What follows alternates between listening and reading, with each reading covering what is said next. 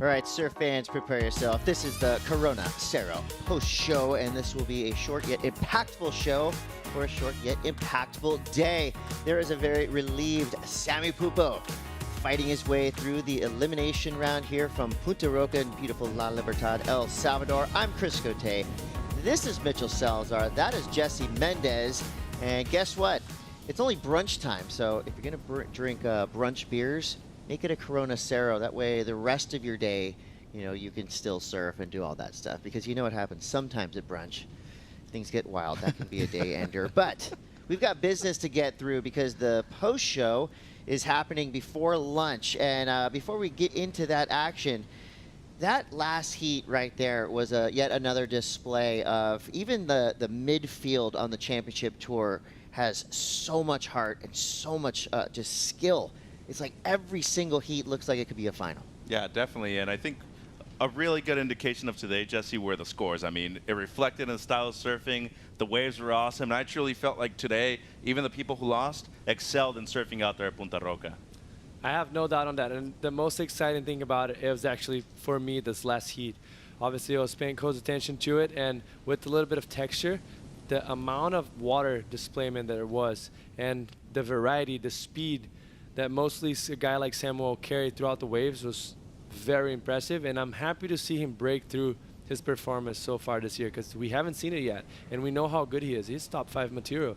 If he clean up, get more maturity, and put his surfing in the water consistently, he's going to be very scary for the opponents. And you got to feel for our surfers that bowed out today. Only a handful of them, but for those men and women that lost in this elimination round, it is a scary road to Australia because, we know those 3 events at the end, the beast, the end boss of the Aussie treble is that mid-season cut.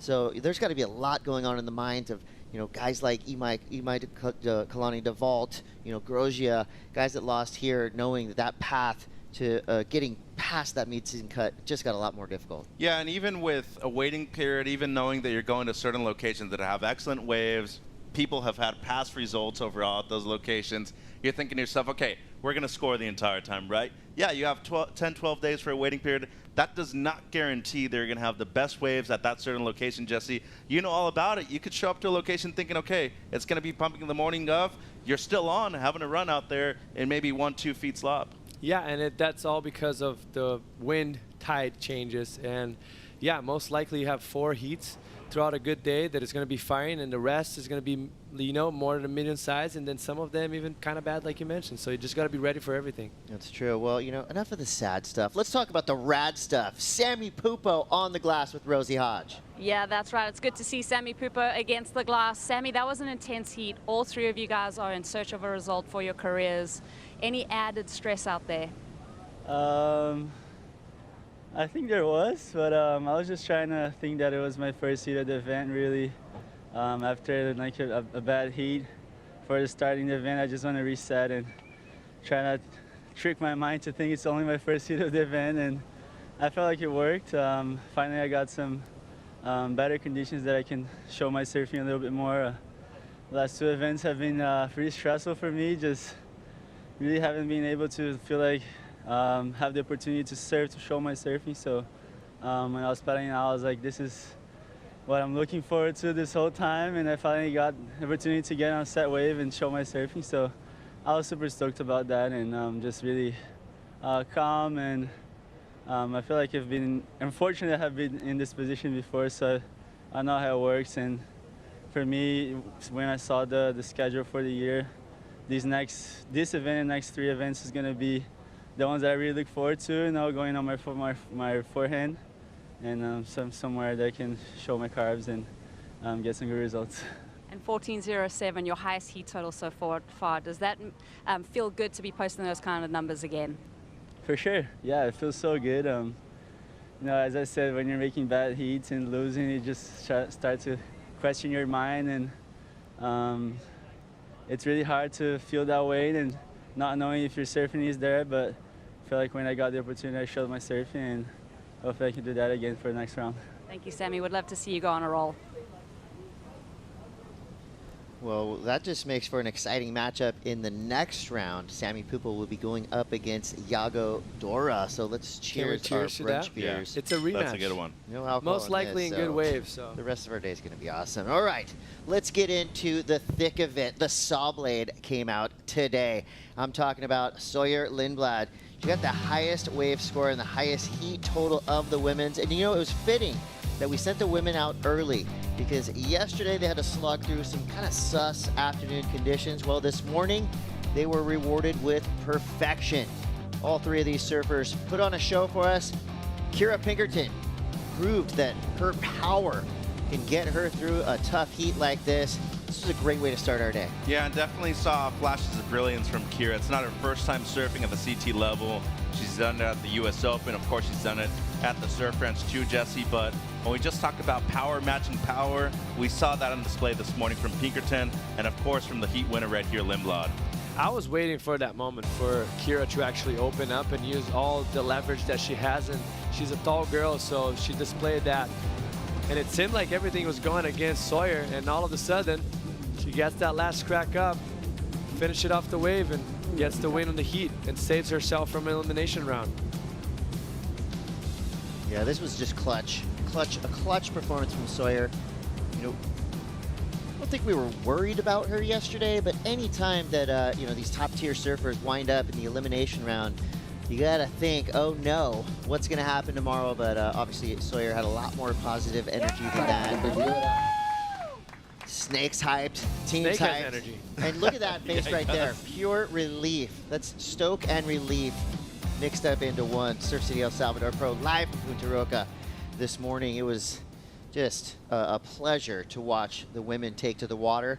Just 2 quick heats, but they were definitely important for the future of all 6 of the surfers involved. For Lindblad, you know, going up against 2 basically wild cards, knowing that they had nothing to lose, she had everything to gain. She had to get through that heat. She did it in a big way. Yeah, and has the highest number of the women's events so far. And once again, she readjusted after that loss yesterday, having the highest number of that heat, Jesse. Most importantly, didn't commit the same mistake she did yesterday in this heat this morning. Yeah, I agree with you. And it kind of started to get very sketchy for her. Like, it seems like the other girls were like getting a little gap on her. And all of a sudden, with the back against the wall, had the opportunity and actually had probably the best wave, the most well-surfed wave of the heat. And that just shows she deserves to be here. She knows how to deal with pressure and move on to the next one. Well, from the women, let's flip it over to the men. They had great conditions early on this morning as well, and all eyes were on the rock dance as these surfers made their way out. It was Bryan Perez, Miguel Pupo, and Edgard Grosjean. We saw fireworks early from Bryan Perez, the Pink Panther. After waiting out a quick restart, he went to work, dropping a huge number on this wave, a 7.33. Yeah, and as you said, got to work quickly and handled the pressure very well too, especially after being relegated to this round yesterday, guys. I was very impressed. I thought his wave selection, Jesse, was on point. Of course, living steps away from this break. Most importantly, though, the variation maneuvers going up against 2 of the world's best on these waves. I think on a wave like this, Mitch, the wave selection is not a trouble for the surfers to identify which wave is good or not. It's just having the guts to wait for the set, because obviously we have so much time in between them, and he showed the maturity of a veteran to just wait his turn in line, and he put himself in the best 2 waves of the heat. That was very impressive from him. And mixing it up with excellent surfing right there and finish it off strong. Like, it seemed like he knew exactly what he needed to do when he came to work today. Well, he's a steady competitor and obviously has so much knowledge of this wave. You knew, you know, for a fact that he was going to get the best waves of this heat. Well, Perez almost, you know, had this thing locked up, so it became a battle for second place, and this was the wave right here, the buzzer beater from Miguel Pupo. Surfed it just beautifully, stylish flow from the jump, that first maneuver set him up for greatness down the line. Yeah, and currently the number 10 in the world, but he had an incredible start to the year, both at Pipeline and in Abu Dhabi. A poor result over there in Portugal, Chris, but a huge bounce back and really a buzzer beater wave right there at the end for Miggs. Heat win to the local boy Perez, though. Yeah, and we've got something nice set up for you. A little bit of an international rivalry starting to develop. It's going to be Bryan Perez going up against Italo Ferreira in their next matchup. That's something that we saw previous year, and Perez, he got the edge over Italo. Well, Italo's now in the yellow jersey, so it's a totally different year, but that is a match that you're definitely going to want to watch. It's going to be the round of 32 Heat 9, possibly tomorrow. We'll have to wait and see what happens, but I know that heat right there is going to be the loudest. It's going to be the most ruckus. It is going to get rowdy here at Punta Roca when Bryan Perez paddles out against Italo Ferreira. So let's talk about what we maybe are going to see tomorrow. The Surfline forecast is in your forecast for right now. So here we go. Surf City El Salvador Pro, Punta Roca. Will it run tomorrow? Well, I'm seeing colors. I'm seeing things happening. Mitch, can you decode what we're looking at right here? Yeah, well, we've got a south swell in the water right now. Unfortunately for us, it is decreasing throughout the day, which is why we're stopping the event right now. But, you know, we have a lot more coming. Should be expecting some south and some more west in the swell direction, which is really favorable for this place. Next 4 days, Jesse, Saturday looks a bit smaller, but Monday, Tuesday, to me, could be very fun out there. Yes, and I think if we can take advantage of the mornings with the glass off conditions that we had the last few days, like we can get a few heats out of the way and, you know, maybe even something building up in the end of the period. Well, I know one thing. The water's going to be warm, and it's going to be nice and hot and moist in the air. So El Salvador, this place is a swell magnet. I mean, every time I've come here, and I've probably been here a dozen times in the last 5 years, there's always waves. A flat day in El Salvador is head high. It's kind of like that Hawaiian scale they have here. So regardless of when you come, you're going to get surf. El Salvador is absolutely holding. And guess what I'm holding in my hands? Our top 5 for the day. Ooh. Are you guys ready for it? I'm ready for it. I think so. Brunch is on. Your top 5 moments here in the Corona Cero post show. Let's kick things off with Luana Silva. Yeah, definitely had a great performance this morning. I thought her wave selection was on point, but really her execution and maneuvers, especially when it came to those set waves, Chris, our current world junior champion at number 5 right here. Surfing, especially with that sunlight in your eyes the entire time. First thing in the morning is never easy. She did it very well, and of course, into the round of 16, looking for her best results so far in 2025. Yeah, she was looking sharp out there today. So Luana Silva locks in that top 5 spot. With that performance, everybody's stoked, except for the surfer that was eliminated. Now let's go to number 4, Viva Mexico. We're talking about Alan Cleland Jr. He went off out there. Heavy-footed surfer. Like, if you talk about someone that, you know, stands on top of the board and wants to break it in 2 pieces, that's the guy. Like, you can see how much water he can display, and it feels like he's not even trying to push or anything. It's just the heaviness of his foot on top of the board. Guys like Jack Robinson kind of feels the same way, so yeah. It's fun to watch, and it's a beautiful style. Going to town, great effort there for Al, and everyone's stoked for him because he's an amazing surfer. Yeah, he's looking for a big result. He doesn't seem like the type of guy that worries about mid-season cuts or really anything at all. He is that type of competitor. And here we go. The San Clemente Saw Blade was out there for some Punta Roca revenge. Yeah, A+ on this wave right here, Chris. She had a 5 to back it up. And of course, we're talking about somebody who made 2 finals as a rookie last year in 2024. You know, I thought she was one of the dark horses, wears number 24 because of her idol, Kobe Bryant. She looked like a Mamba out there this morning, Chris, and looking to replicate that energy in the next few days. Saw Blade moves up and on. And now we talk about Miguel Pupo. Jesse, you've been saying it's all about icy nerves of steel within these heats, and Miguel showed us some of those. I mean, nothing more to say than being proud of what he did today. Waiting for 12 minutes for a wave. I spoke to him after the heat, and he said, when I saw that section, I knew I had to be sure-footed, and I needed to show that to the judges, and not depending on just your safe safety to get the 4.9. And your number 1 here on today's top 5, the king of Salvadorian surfing, the Pink Panther delivers. Bryan Perez went out there and went straight to work. 2 big numbers, couple, you know, high-scoring throwaways. It looks like Bryan Perez has come to this event to win, Mitch. And people recognize it now, Chris. I mean, his best surfing ever, I'd have to say. In control of his emotions the entire time. We talked about the wave selection. It's not really necessary, Jesse. It is necessary to perform when the spotlight's on you, though. For sure. I mean, it's definitely necessary, but I just like those guys can identify the good waves, but just to have the guts to wait for that long, it's so impressive to see a guy that doesn't have that much experience on the jersey, on the CT level, to do it so well. Mostly against someone like, Miguel Pupo that has so much experience. Yeah, I feel bad for his commute, though. It takes him about 30 seconds to get down to the beach from his house. So, Bryan Perez, moving on to potentially big things going up against Italo Fajada. We'll get this. Okay, 6:15 call, so we're going to bed early again for a potential 6:30 start for tomorrow. You're going to have to tune in to find out what happens. But before then, it's brunch. We're going surfing, so that's why we're going to enjoy a Corona Cero right before. All right, we'll see you guys tomorrow morning. Set your alarms.